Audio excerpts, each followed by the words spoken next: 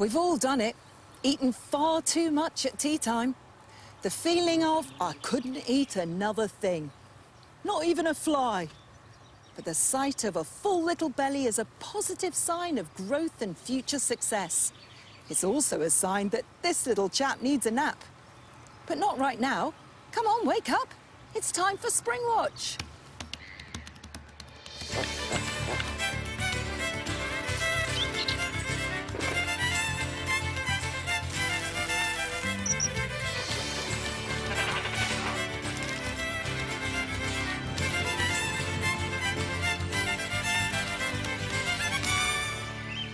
Hello and welcome to Springwatch 2024 on a glorious evening at RSPB Arne here in Dorset. Just look at it, the heath sweeping down to the banks of Poole Harbour. Stunning. The sun shining, the sky blue. The light is really gorgeous tonight. Outstanding, Lovely. Absolutely outstanding. We had quite a busy week here, lots of activity.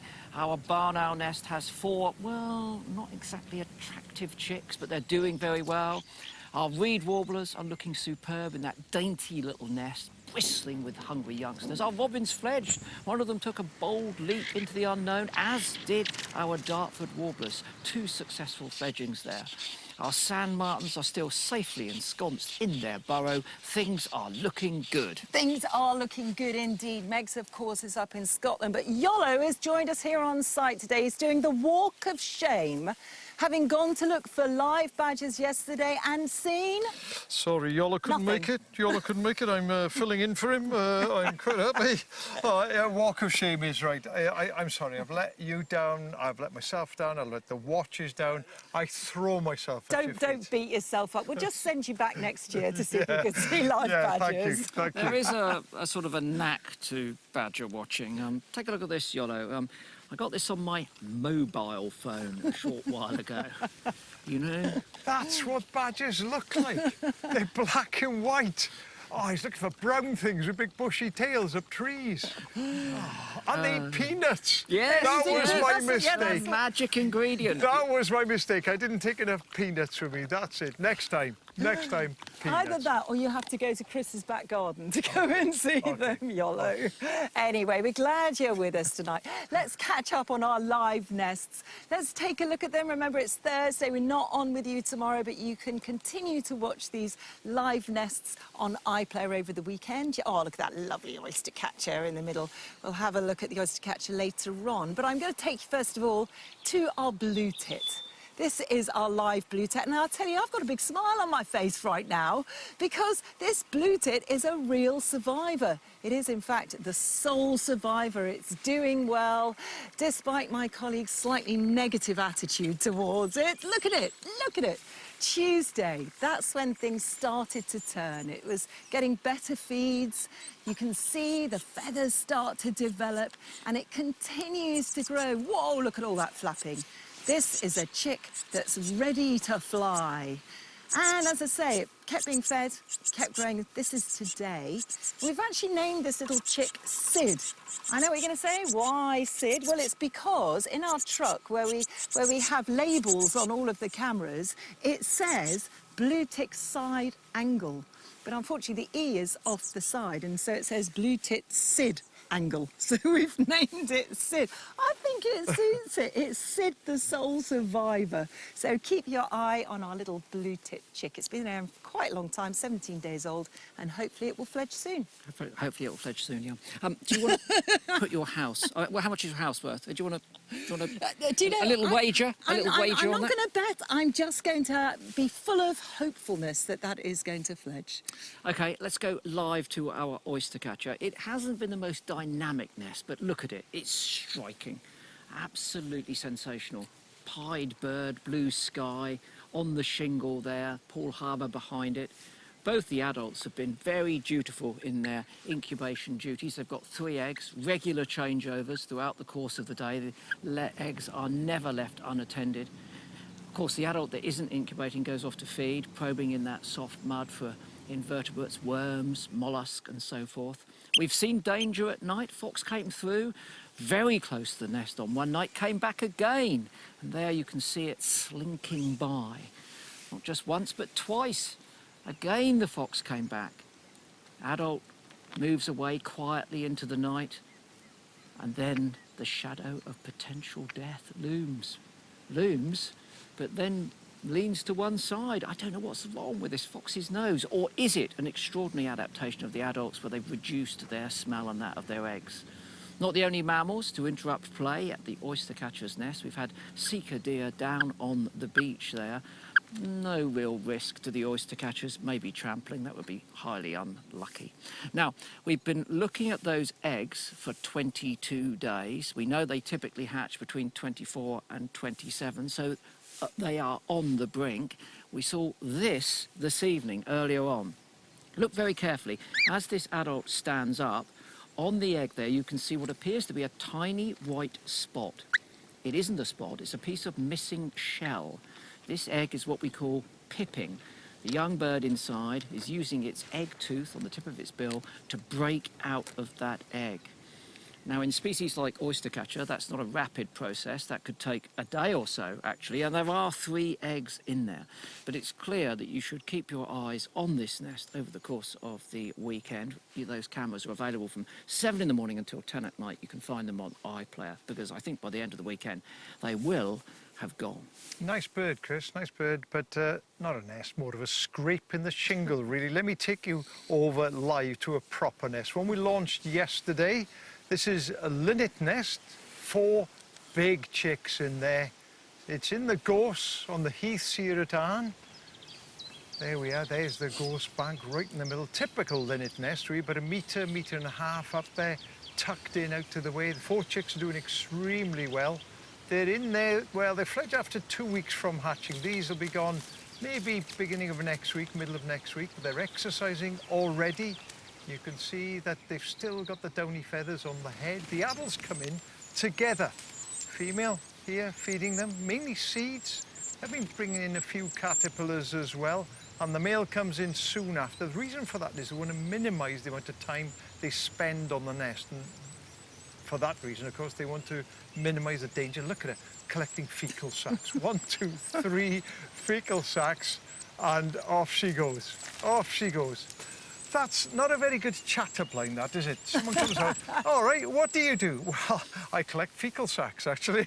You know, it's not going to get you very far, I don't reckon, that one. I see that as a game. How many fecal sacks can you get in your mouth at once? Well, 3. Let's not try that one. See if they beat 3. I'm not playing, but I'd like to tell you a bit about the process of how we make our Springwatch programmes. We start off in the morning with a rough idea of what we want to include, and then throughout the course of the day, some things drop out and other things are added to it, normally more added to it. So we end up with a surfeit. Then we have a little run through, and we have to make some hard decisions about what we cut out of the programme. Now, sometimes I'm very aggrieved about some of those decisions. Just had our dress rehearsal and we were like 2 minutes over. We had to cut something out. We've got siskins, we've got chiff-chaffs, we've got kestrels, we've got stingrays, if we can squeeze them in, and something to give. And do you know what they cut out? A fly on some squirrel poo. God, what am I going to do now? I feel like we've robbed the British public of something of extraordinary value. Anyway, they'll never know, I suppose, so it doesn't really matter. I have a short statement on behalf of Springwatch. We understand viewers' disappointment after the withdrawal of the footage of a fly feeding on grey squirrel excrement. Excluding this material to show cute baby birds, fluffy cubs, and the day-to-day dramas of pond life was a grave error, and we apologise unreservedly. We remain committed to flies and to excrement. Thank you. No questions at this time. No questions. Thank you. I was forced to take to social media, and thankfully the response was outstanding. tens of thousands, hundreds of thousands, indeed sometimes millions of people have replied on those platforms. So can I say thank you very much for that? And here is what you've been waiting for, the one and only fly on the squirrel poo. Now, we've asked experts, Dr. Erica McAllister, Terry Bagley, Dr. Tim Cockrell, what it is. They think it's Phoenia subventa. It's one of the Muscidae family. 90% of all of the flies are of that family, of 4,200 species. You may think flies are just there to be eaten by things which are more interesting, like our reed warblers. They form a significant part of their diet. But no, flies are important. They're there as decomposers. They're recycling or organic matter. I mean, flies are, are really important. I mean, that's a hell of a fly, people. That's a hell of a fly. No, but hang on. I would like to put it out there and say, would you prefer to see Chris and his flies, Iolo and his badgers, or Megan and her beavers? Because that is what she's hoping to see live up in Scotland. Well, I'm going to try and deliver live beavers tonight, and fingers crossed we can achieve that. Now, I'm still here at Argarty Working Farm and Rewildling Estate, and I've made my way down to the heart of beaver territory, which is where I'm keeping my voice really low and scanning the water around me, hoping to get a sight of one. Now, beavers, as you know, are ecosystem engineers, known for building their main home, their lodge, and creating dams that create so many microhabitats for other species, lots of biodiversity to thrive. And large rodents weighing about 30 kilograms, and in order to weigh that much and do what they do, they eat a lot of plants. They're entirely herbivorous, eating woody plants, shrubs, grasses, you name it. And very sadly, they were missing from the UK countryside for a long time. Dates are argued about, but we thought the last beaver in Scotland was about 400, 500 years ago, they went extinct. And of course, reintroduction programs all over the UK are happening and being incredibly successful, which is exactly what the story is here at Argarty. But to see them live, we've got Steve Phillips with us again. Steve, have we got any beaver action? There's not any at the moment, but they've been coming and going. They have been. There's been quite a lot of beaver activity, actually, literally in the last 5-10 minutes. But just before we came live, this is what we saw. We saw a beaver poke its head out, and I thought, gosh, it looks like a log, until it moved its nose.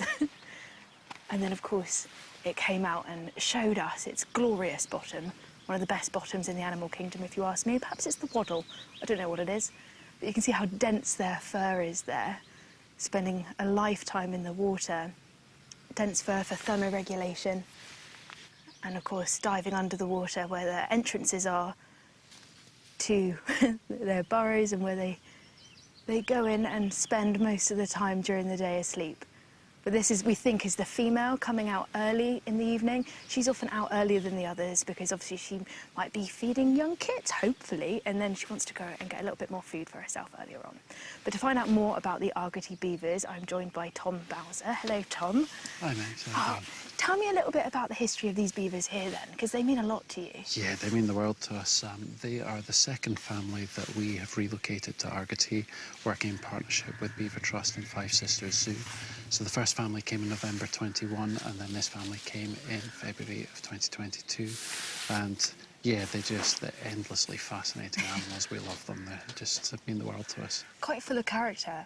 But I guess, like, that moment when that crate door opened and the first one made its way out here, that must have been an epic moment for you. It was huge, yeah. It's a moment I'll never forget in my life. It was, we were the first people to relocate beavers from conflict sites, moving them from areas where lethal control licences had been issued to hopefully lower conflict sites. And yeah, it'd been quite a full-on consultation process. We got a lot of support, but a lot of opposition as well. And when we finally got through it and opened the crates and let them out, well, I spent the whole day trying not to cry, to be honest. Oh, bless you. I could imagine what a moment that was and what a fight it was here. Because, I mean, this is still a working farm, and have beavers on your land has actually, you think, benefited the area massively? Oh, hugely. I mean, since the beavers have arrived, we've had drought summers, we've had rainy winters, and the beavers seem to have an answer for everything. They're not causing us any problems at all, and I think the same could be said for most places in Scotland. You know, so many places places look like this and they're not going to cause an issue. Yeah. And in fact, they're saving us thousands of pounds in flood damage that we used to have, but we don't now because the beavers are building their dams and digging canals and knocking down trees, and the water just has to work a lot harder to get through this landscape. In this pond here, we've probably got an extra 1 million litres of water, Stirling University scientists calculate, so remarkable. a huge thing. Well, you can see just how much water it is able to hold, and especially in the grips of the climate crisis, where we know we're going to suffer from flooding, we're going to suffer from droughts. Actually, beavers, you know, they're not the overall solution for sure, but gosh, they help. Definitely. I mean, right now we need all the help we can get. We can't say beavers are a silver bullet that can solve everything, but why would we not try and encourage them across Britain when we know what they can do when science shows it? Yeah, definitely. Yeah, it's about, I think, having tolerance, isn't it, of the animals that we've kind of forgotten how to live alongside. But we did historically, but obviously that was generations ago, decades ago. So actually to bring them back and to see, you know, you as a working farm working so wonderfully and harmoniously with them is just amazing. Oh, thank you. Yeah. We hope that we can just provide a positive example and say that we're still producing food here, we're still living a totally same life as we did before. We've just got beavers on the place. Yeah, which is really exciting, and potential kits may come out later on this year. Yeah, it used to seem massive to me as a kid when we had the first Central Scotland hatched chicks that anyone knew of for over a century in the late 90s. That time frame used to seem enormous. For red kites? Yeah, sorry, for red kites. And then when the beavers came and we had the first beaver kits born here for 400, 500 years, just, yeah, enormous, you know. It just shows how massive their return is to Britain. Can't imagine what that must be like. Yeah. Oh, thank you so much, Tom. Thank you. God, seriously, you're an absolute pioneer, and I respect you massively for all the reintroduction work that you do. Now, we know that reintroduction projects all across the UK are so critical, putting back those missing pieces of UK ecology puzzle. And there is one particular hero that is known globally, and we're going to go over back to RSPB Arne now to find out a little bit more about him. And put you on the spot. Favourite reintroduction in the UK? Beaver. Beaver? Yeah, beaver for me. Biggest difference? Yeah, biggest difference. Huge. I hope we see a lot more of it. Seagull, Osprey, Yeah, well, red kite. Yeah. I mean, there are so many. Yeah, there are Fantastic indeed. stuff. Yeah, and we are now going to pay tribute to a person who's been involved in a lot of that. He is a true giant of conservation, a living legend, Roy Dennis. Our paths first met when I was a young green conservationist working for the RSPB in the 1980s and the early 1990s, and even then all of us looked up to him. He left and he's achieved so much. So much so that in 2004, the RSPB presented him with the Golden Eagle Award, which is the award that went to the person who's done most for conservation in Scotland over the past 100 years. Throw in an MB, an OB, and the fact that he's been active in conservation since 1959, and that gives you some measure of the man. Everyone I know, everyone on the watches has enormous respect for Roy. So I rang him up and said, is there any chance I can pop round to have a mull over a few old birds? And when he said yes, I was on the Flying Scotsman before you could say Roy Dennis.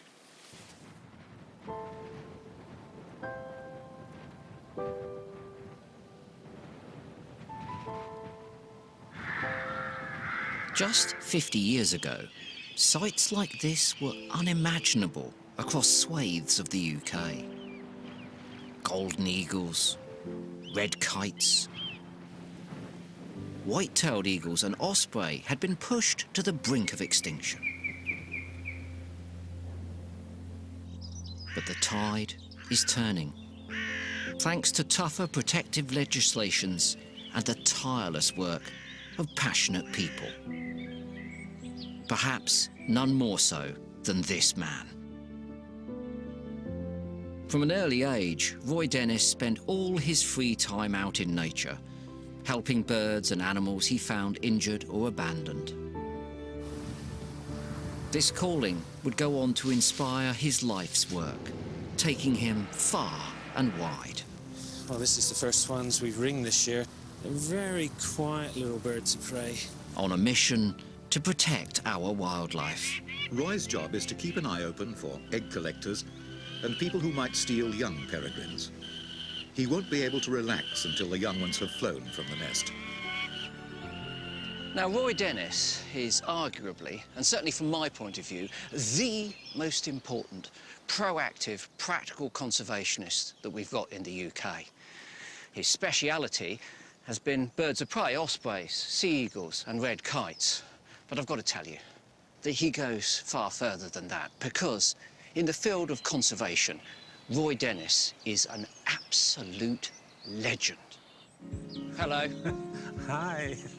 How are A you? passionate advocate for bringing species back from the brink of extinction, Roy single-handedly offers us hope for a wilder future. OK, why birds? Birds definitely burn things into your mind. You know, the first time I saw a blue throat, boom. Yeah. Marsh harrier. Wow, I've never seen one of those before. Those moments count, don't they? They really do. You know, those early days. And I can still remember seeing my very first common gull. Yeah. We didn't have books in those days, but my scoutmaster had set the handbook, and so I'd borrow it. And by the next evening, I'd know everything about common gulls. Yeah. They sort of tattoo a moment into your mind, don't Yeah. they? But when Roy was a young man, many raptor species were exceptionally rare. I want to take you back to April the 8th, 1960. It was a Friday, and at 2:32 in the afternoon, something momentous happened. My very first osprey. What a moment. Terrific excitement for a 19-year-old. Back then, there was just one pair in the UK. But thanks to 65 years of Roy's unrelenting dedication, numbers are now up to 300 breeding pairs. And his excitement at seeing them today is just as great as it was all those years ago. The first ospreys that turn up this year, I look through my scope and I see that staring yellow eye looking down the other end. And it just gives me that thrill again, even though I know there are so many nowadays. It was ospreys that ignited Roy's passion for saving threatened species, and his sights soon turned to another raptor in need. Just 50 years ago, there were fewer than 40 breeding pairs of red kites, isolated in Wales. When I was 14 years old, I travelled to Wales because I wanted to see the kites before they became extinct, and that was their manifest destiny. Now, right, thanks to you, and whenever I travel around the south of England, I have the joyous sight of looking up and those big, long, wobbling tails. Just beautiful. That was a triumph of conservation. Those were exciting days, getting those kites. People say it'll be too expensive to bring them over. And I said, but my friend in the RAF says RAF Nimrods can pick them up for free. So, not allowing a small thing like transport to stop him from flying birds in from Sweden, Roy took them up on their offer. We're waiting for an RAF jet to arrive with a very special cargo on board. They're red kite chicks. And we've got 20 birds. Hello. This is quite a big one. Wow! This one's about 4.5 weeks old. I can't believe it. This is a chick. Yeah. Everything that was thrown up, you'd already worked out what to do. Fantastic. And with that determination, red kites are no longer isolated to Wales. Nationally, their numbers have reached an incredible 4,400 pairs today, with Roy's vital help. You're someone who has a tremendous reputation for getting things done. I love doing things. Too many people become too worried about something failing that they'll never do it. Roy's ambitions knew no limits. In the 1960s, he hand-reared his first pair of white-tailed eagles on Fair Isle. We now have over 130 breeding pairs across Scotland and parts of southern England, including for the first time, just a few weeks ago, over my very own garden. I rushed out the front door, looked up, and high over my house was a white-tailed eagle. Fantastic. On my garden list. There aren't words to express it. I have to think. I cannot tell you. I mean, now they're on my garden list. But that's what we were aiming for, that you could see them anywhere in the country. At the heart of Roy's work is one overriding goal. Rare birds shouldn't be rare birds. And they shouldn't only be in nature reserves. They should be over the general countryside. Do you reckon that you could take me to that exact spot where, on Friday, April the 8th, at 2:32, 1960, you stood and saw the Osprey? Yeah. It's still absolutely. Right, come on then, that's our mission. The spot where you first saw an Osprey a year before I was born. Was it? Yeah.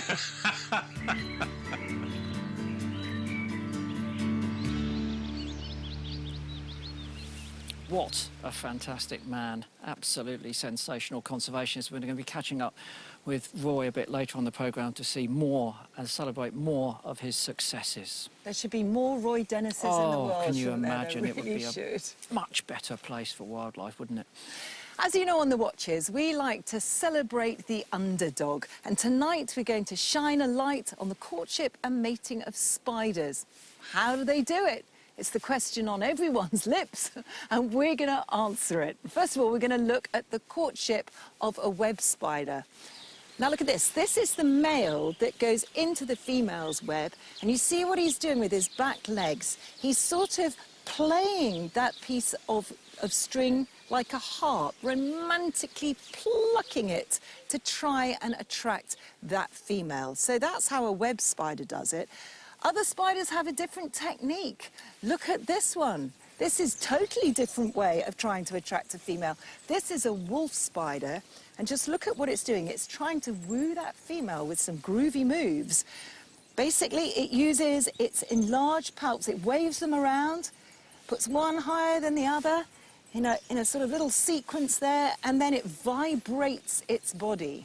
Is it impressing the female? Well, it's impressing the judges here. I think it gets 10 out of 10, a strictly 10. On my hand, I have a facsimile, a model of that wolf spider, and my fingers represent its pedipalps here, and I'm flexing them up and down, attracting a female here. So this is part of the courtship display. This isn't mating, this is courting the female, making sure that she's in the mood to mate. It can be a risky business, of course, for spiders. So let's imagine he's got to the point the female is going to be receptive. How does he transfer his reproductive material? Well, he produces what we call a sperm web. He spins this using his spinnerets and another organ on the underside of his body, and then he climbs on top of it and deposits his sperm into that web.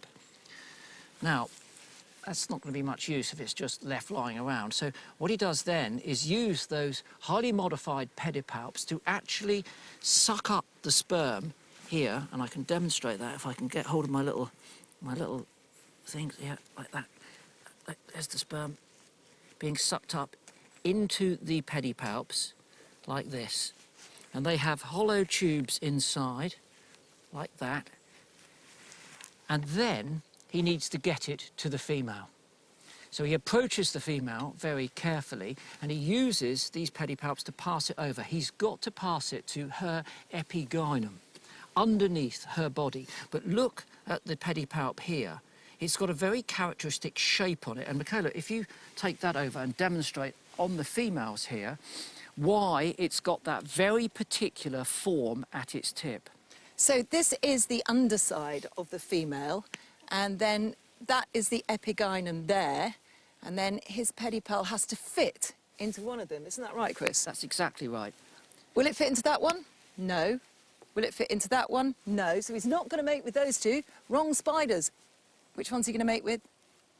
That one, because it fits perfectly. So this is a way of ensuring that this particular male of a given species can only effectively mate with a female of the same species. His pedipalp needs to slot neatly into that epigynon to transfer the sperm. He then squirts it into her body, and she stores it in something called the spermatheca.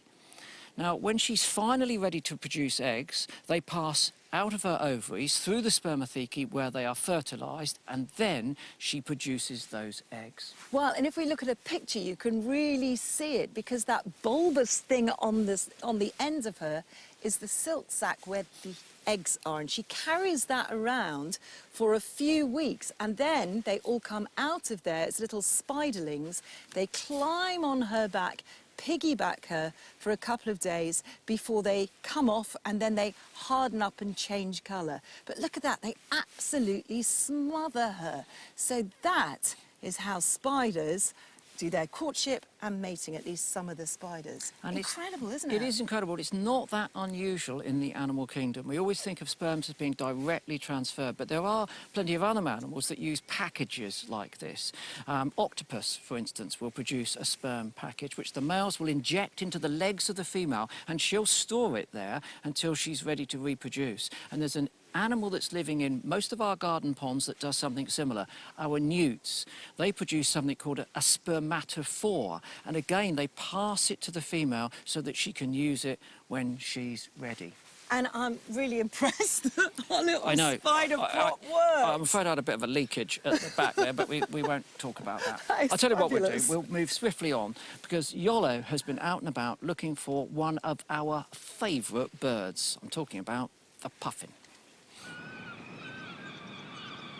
When you think of large seabird colonies, you think of Scotland, the Farne Islands, Scomer Island in Wales. But there are small scattered colonies here along the Dorset cliffs. And if you're very lucky, you may well encounter an iconic species. The Atlantic puffin. With its striking, colourful beak, this beautiful seabird is easily recognisable. Puffins arrive along Dorset's coastline each spring. However, over the last 30 years, sightings have become more and more scarce. So I've come to meet local birdwatcher Richard Caldo, binoculars at the ready. I've got one. Where are you? Just beyond the line of foam there. Yeah. Beyond the end of it. Oh, yes, I've got you. Oh, wow. Sun's on it as well, isn't it? You can see the beak clearly. Lovely birds, really nice birds. I always think of puffins as nesting on grassy banks in burrows, but I assume they don't do that here. No. The only place they nest is on the very narrow, eroded strata in the cliff face, about halfway down, and the puffins all nest just in that ledge. Puffin numbers here have plummeted, from around 40 pairs in the 1950s to just 3 pairs now. Richard has a couple of possible explanations. A lack of food supply or predation. Last year, I spent a lot of time recording the rate at which these birds brought their fish in, and that turned out to be perfectly fine. About 5 feeds per chick per day. But the problem was it only lasted for about 3 weeks. Puffin chicks normally take 6 weeks to fledge, so it stopped abruptly, 3 weeks too soon. So that made me think this is probably a predation issue. So what's being done to find out what's going on? This year, we've installed 2 cameras looking along the ledge to see what kind of avian predation might be going on, crows, gulls, jackdaws. And we've got one of the cameras pointing directly back into the ledge in case there are any rats and mice running around down there. And we've got a team of volunteers now doing what I did last year, which is quantify, are they bringing the fish in at a good rate, and are they doing it for long enough? And of course, it's only when you've got all of that data in that you can take positive action. If we were able to come back here in 40 years' time, what would you like to see here? It would be nice to see the puffin numbers back to where they were in the 1960s. That'd be quite a turnaround. It's entirely possible. If we can get their breeding success back up to what it should be, then they could be back up to 30, 40 pairs in that length of time, and that would be quite something. This little colony here is incredibly special and it's incredibly isolated. What I don't want to happen is in 20 years' time, when they do another national seabird census, the little dot in Dorset disappears. That would be so sad. So we ought to put a bit of effort in to try and stop that happening if we can.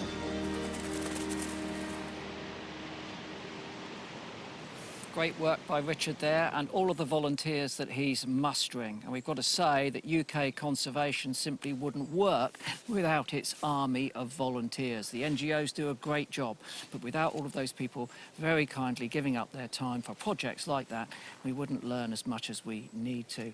There's a great volunteering initiative launching this weekend, the Big Help Out. It's not just about animal welfare or wildlife, it's about crisis and social care, it's about arts and culture. So if you think you'd like to get involved as a volunteer in any of these schemes, then please go to our website to find out more details. Let's have a look at our live cameras. I tell you what, let's go to the sand martins. There we are, look. hunkered down for the night. 4 large chicks, of course. It's an artificial sandbank built by the RSPB. There we are. Birds still coming and going even this late on, but we had quite a bit of drama yesterday morning, very early morning. There's the bank. Sand martins coming and going. All of a sudden it goes all quiet. The sparrowhawk is back. The young male sparrowhawk is back. He has been a real thorn in their side. And look, the sand martins all come inside, the owls come in, they're quiet. The sparrowhawk didn't move for 45 minutes. He just stood there looking for an opportunity to grasp one of those sand martins. Found that nothing was going to come out while he was there, so off he went. And almost immediately afterwards, just 5 minutes afterwards, our sand martins were out and flying around once more. They must have had some kind of alarm, so they all went in quiet, and there must have been some call to let them know sparrowhawk's gone. I really like that nest. I think if I was one of our birds, I'd like to be in that nest. You know, it's purpose-built, it's practical, it looks cosy. If I was one of our birds, I'd like to be that sparrowhawk. Yeah, actually, good point. It's been a good week, hasn't it, for our nests? We've had a couple of fledglings, we've had the robins and the Dartford warblers, lots of positive news. But we have got a predation as well, and I know they're not always easy to watch, but this is really interesting. This is with the nest we didn't even get a chance to really introduce you to. It's a blackbird nest.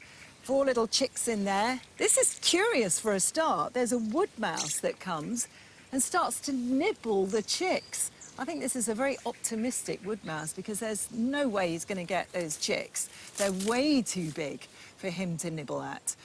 Adults come back in, all is well in the little nest. They're being fed well. The male comes with a beak full of food for the hungry chicks. So they were feeding, they were growing, we thought all was good. They hunker down, and then just watch what happens. Out of nowhere comes a foot, 2 feet, and one of them is gone. But what is that predator? It was so quick. Well, it comes back, and you can see very clearly that it's a buzzard. But look at where that nest is. It's right in the bramble bush. This is not an easy nest to get to, and you can see it struggles to get out. It came back a few times. Within about 12 minutes, it had taken 3 of the chicks. 1 remained, but was already dead.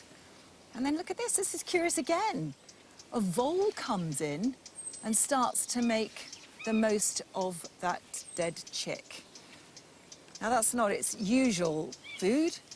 I mean, it might take a few insects, but that's a pretty big feed for that vole. But so the whole thing was unusual and it was curious. And the fact that, as I say, it was in the middle of that bramble bush. And to sort of put that in perspective, just where that bush is, we sent our expert researcher, Jack Badams, out to show you. So I've come out, following the cables, to the scene of the crime. I'm going to see just how determined this buzzard was to get in this nest. So here we are. This is where the drama happened. So if we look beyond the camera, you can see the nest in there. Now that, to me, is one of the most protected blackbird nests I've ever seen. Look at all that. It's pretty extraordinary to think of the lengths that this buzzard has gone to get to that nest. There is 2-3 feet of solid bramble and some gorse mixed in there for good measure, and it's come straight down from the top, fought its way through all of that to get to those chicks multiple times. That's one very hungry buzzard. Definitely a hungry buzzard. That's extraordinary, isn't it? It is. I mean, normally they're feeding on small mammals. That's what their specialist is. But, you know, if they aren't about, if there are low numbers of voles, for instance, we know they will switch to feeding on birds, and they're pretty good at it. They just have to work a lot harder. They still produce young, but they've got to work harder to do so. Interesting thing was that wood mouse, though. Yeah. I think if those chicks were smaller, it might have had a go there. Well, we've seen that happen before, haven't we? Yeah, but they were too big now, surely. Yeah, I think so. OK, let's move on to the second of our films, celebrating the life and work of the one and only Roy Dennis. I'd set him a challenge, take me back to that place you first saw an osprey. But before we set off, I wanted to remind him of our first meeting. Oh, wait, take a look at this, but you're going to have to cast your mind back to different haircuts. Long distant days. I can't tell you how excited I was. Cool it, kids, because this is really groovy. I've come to a mystery location in the Highlands of Scotland on a secret mission. You were a bit of a legend, obviously, so it's quite intimidating for me. This was when Roy was working with the RSPB on an early Golden Eagle reintroduction programme. Can you remember where it was? Yes, I know that tree. Is it still occupied? Still occupied. What about that? By then, Roy was already 30 years into his conservation mission, and now, although thankfully our haircuts have changed, Roy's dedication to saving our raptors most certainly has not. I haven't got any food for you, unless you want my nose. Looking at that of you being so enthralled by that first eagle nest and the young, that's really important, because if there weren't people like you pushing the bounds, then people like me would find it difficult to get things accepted. OK, shall we go for a little jaunt? I think we should go to Lochgarten. Part of the Abernethy Nature Reserve, Lochgarten is not only the place of Roy's first osprey sighting, but also a place where, aged 19, his career in field ornithology took off. We'll go in what is nowadays the upgraded garden shed. In you go. All right, OK.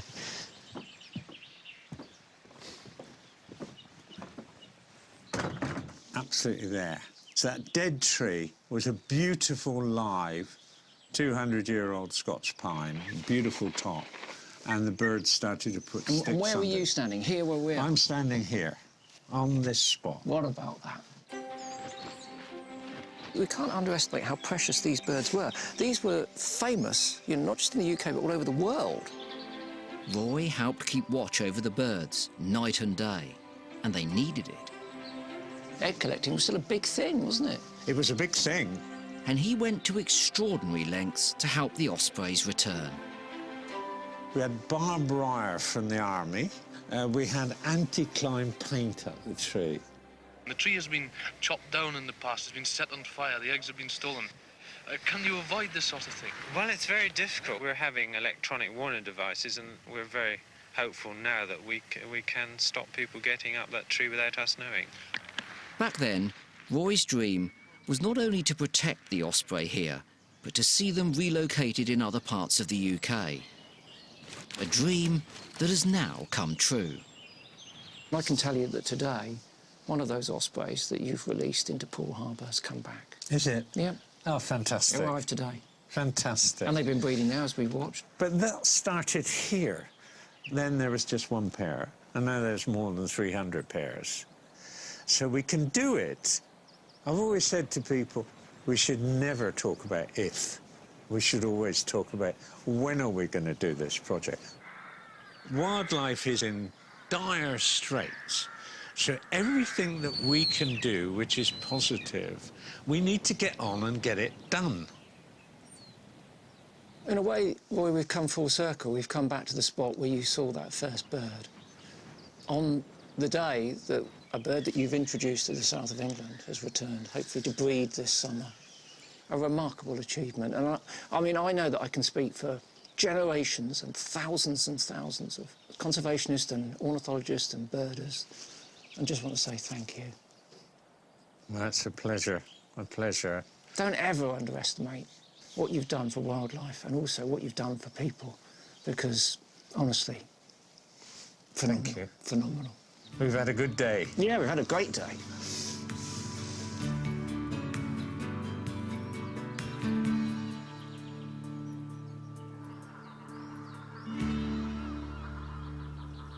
What a man. What Fantastic, man. Do you know what? I was up in Scotland just 2 months ago, met up with him. He is as energetic and as enthusiastic as he ever was. And he's got several projects planned in the near future. Not allowed to mention any of them, though. And it's thanks to Roy and his team and the Birds of Poole Harbour and their teams that we can now go over live to a local osprey nest. Look at that. Who'd have thought that possible 20 years ago? There she is, brooding. She's got 4 chicks there. Yeah, she's got 4 chicks. We can see all 4. No, but let's give you a recap of what's happened this year so far. The male, 22, as he's known, right back on the 25th of March, allowing the fact that it's a leap year, same time as last year. The female arrived much earlier, the day afterwards. And the theory is that she came back to keep an eye on the male. He's a bit of a Casanova. Last year, look at that. Another female came. The male was, well, in flagrante with her. And look at the look. Look at the look of the resident female. What are you doing? What on earth is going on there? Awkward. But it all went well. It all went well because they laid 4 eggs this year, all 4 hatched, and they got 4 chicks. And that is a phenomenal success for ospreys. They're still young, of course. One is quite a lot younger than all the others, but she's a brilliant mother, and she cuts up the fish into small little particles, you see, delicately feeding each one in turn. They're doing really, really well. It's so good, isn't it? So good that there are 4 chicks. Do you know, I was there with my binoculars on the platform watching the nest when one of them hatched. Really exciting stuff. Fantastic. It's a nest so full of hope, though, isn't it? And it was just 2 years ago that we were celebrating the first ever osprey chick to be successfully reared since 1847. It flew off after the breeding season. It came back 2 years later, which is this year on the 16th of May. And here's a picture of it. It was named 5H1, and on the right is the dad 022. And as I say, that's the first wild-fledged osprey in 180 years. That's a real tribute, isn't it, to Roy Dennis? Absolutely fantastic. And we'll be keeping an eye on that osprey nest next week. It is fantastic. Let's go up to Megan now. Megan, we hope you got live beaver for us. Oh, I can't believe I'm saying this, but I've got live beavers for you. Let's go straight to Steve's camera right now, where I believe there is a beaver hanging out behind a tree. Look at that. A little bit of movement there. You can see an eye and an ear, and we have seen it swimming around just a few minutes ago. Look at it nestled in there. Such agile swimmers, of course. They use that big, scaly, naked tail as a rudder to help them ease through the water. Oh, and that light, that reflection. Yeah, when you see an animal live like this, it just doesn't get better than that, does it? So exciting that these animals are back with a vengeance. I'm loving all the beaver action. And when you think of beavers, I suppose the most common thing that comes to mind is their dams. And you'd be right to think that, because their dams are an intricate weave of different types of vegetation that they use and make creatively to, of course, hold water within their ecosystem, water which they are so reliant upon. Now, in the summer, if the water level gets below 68 centimetres, this is what triggers the damming behaviour. They won't just dam for the sake of it, they'll only dam if they need to increase that water level, to make sure that their lodge and the entrance to their lodges are under the water level, creating better protection from predators, but also as well to basically expand their habitat, because they'll only go out to forage about 20 to 30 metres usually from where they are, so it expands their habitat. They're able to go out and explore a bit more. And there are different... Oh, we've got more swimming. Oh my goodness. How spectacular is that? Eyes, of course, on the top of their head so that they can see whilst they're swimming like this. Ears too, although they don't particularly have good eyesight, but very sensitive noses. Oh, that's so exciting. Yes. We've delivered tonight, haven't we, if I do say so myself. Now, there are lots of different types of dams that you can see, and the traditional large dam is made up of lots of different sticks, which they carry up and position downstream, but facing upstream in about a 30-degree angle on average, and then they use twigs and sticks and mud to really pressure that in. Sometimes they're straight, sometimes they can be a little bit wonky, like this one here, and these were photos taken at Argarty just a few weeks ago. You can see there it's a bit smaller, it's much muddier. Perhaps it's a dam being built or just to be used as a bit of a weir. But then they get even more wavy than this in a zigzag construction. Look at that.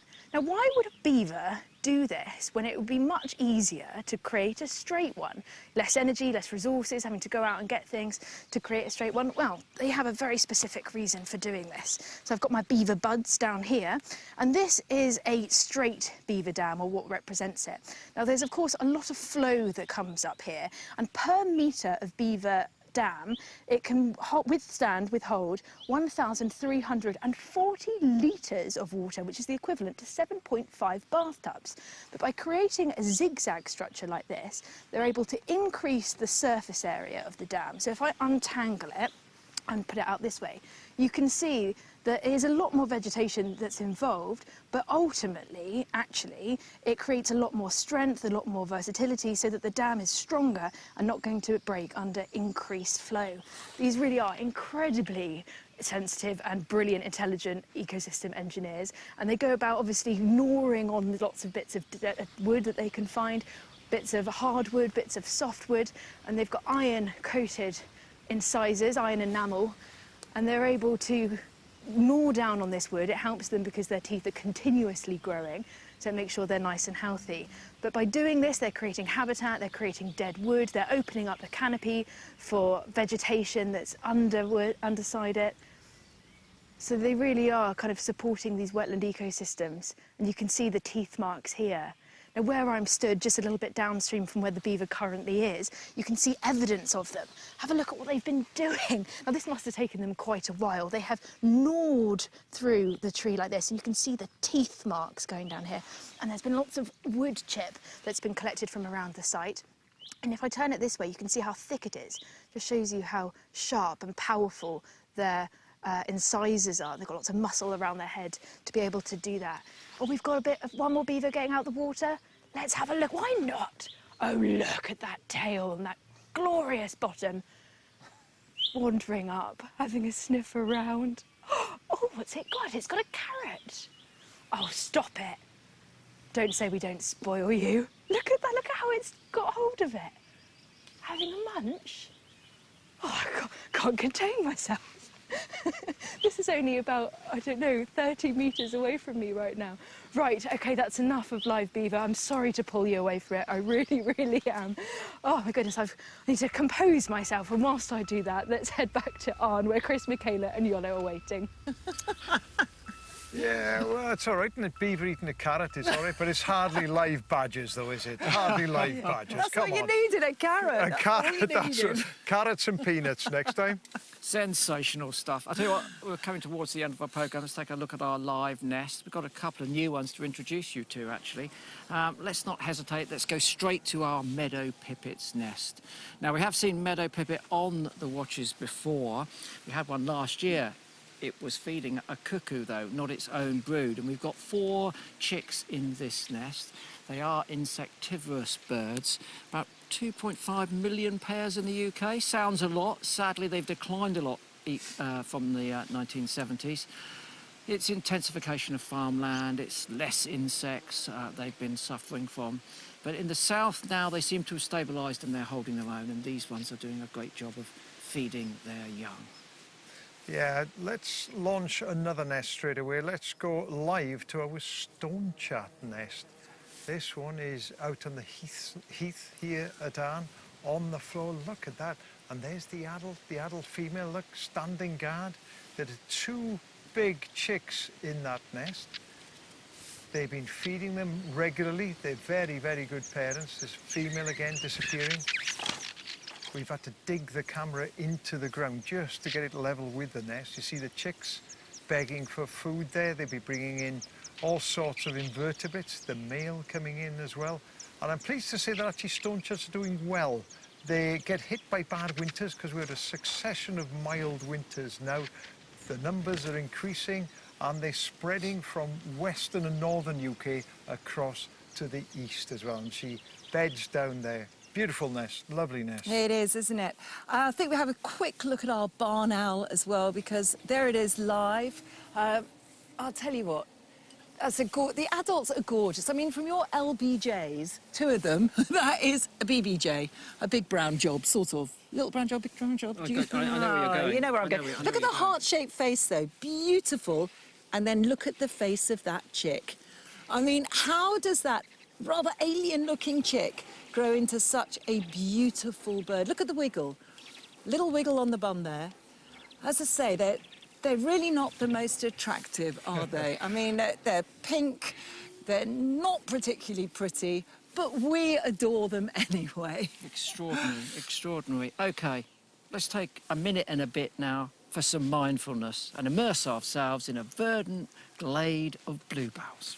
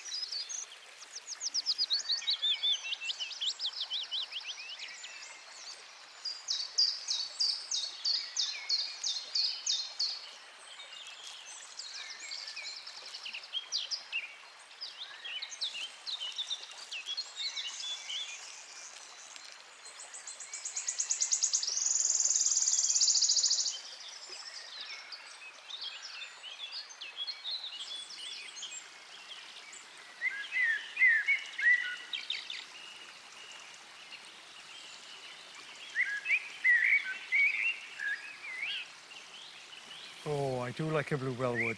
I do like a I feel bluebell calm, wood. don't you? Yes, I do. I do indeed. Let's show you this. This was sent in by Ben Porter. It's Bardsey Island and it's Entley off the northwest coast of Wales. It's a bottling grey seal. Lets out a bit of air, starts to sink slowly. It's fast asleep. It's having a bit of a doze. Down to the bottom he goes, and they can sleep there for up to 45 remarkable minutes. Listen, we haven't got very long left, but just enough time to take the mickey again out of you and your badgers. Everyone's seeing badgers except you. Look, all you need is to sit in your garden with your mobile phone like Ian Carter was, and look, there he's got badgers. But look, ooh, that badger doesn't like him very much, so a bit of a hissing, bit of a shake, and off he goes. Lovely stuff.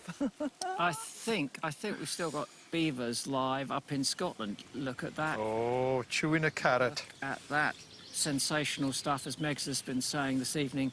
The reintroduction of these animals is paying dividends for our landscape, offering resilience when it comes to flooding, massively increasing the biodiversity, many more species of fish, reptiles, amphibians, all of the aquatic life in there, then all the birds that come with it.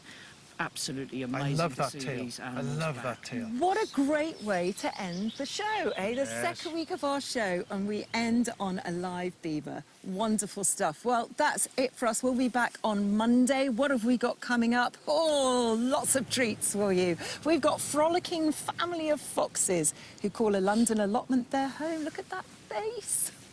And I'm going to be taking a closer look at sand martins. And I'll be searching for the wild nestled in within the city centre of Glasgow. We'll be back on Monday at 8 o'clock, but don't leave us yet. Hit the red button now or go over to iPlayer, where Hannah Stitful will be doing Watch Out with Iolo. The goal, of course, is to find a nightjar. Do continue to look at our live nest. Remember, 7 in the morning until 10 at night. Those oyster catchers, they're on the brink. Worth keeping an eye on those. And do keep sending us your images and your videos and any questions that you've got. And remember, next week is National Fly Week, and we'll be celebrating the lives of these insects by delving deeply into their reproductive behaviour and looking at what they're feeding on, most notably squirrel poo. Bye! Find out how we can all nurture a deeper connection with nature through positive actions. The Open University invites you to take part in a citizen science project, Springtime Renewal, by sharing your experiences and exploring practical ways to help. To find out more and get involved, head to bbc.co.uk/Springwatch and then follow the links to the Open University.